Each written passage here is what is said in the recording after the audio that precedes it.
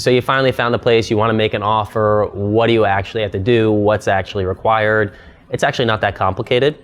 You're going to need a couple documents in order to submit the offer.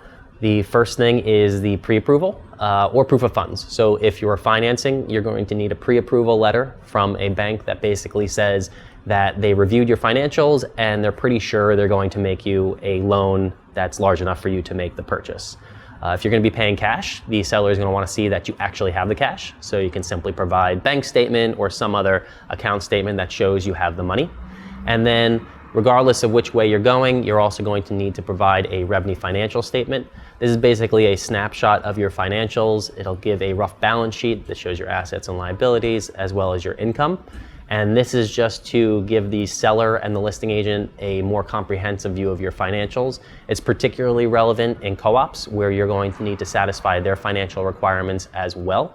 But once you have those two documents, then it's just some additional terms, how much you're offering, your percent down, if you would like a financing contingency, if you'd like to do an inspection, your targeted closing. The negotiation itself will usually take a couple days. There are a couple rounds of back and forth.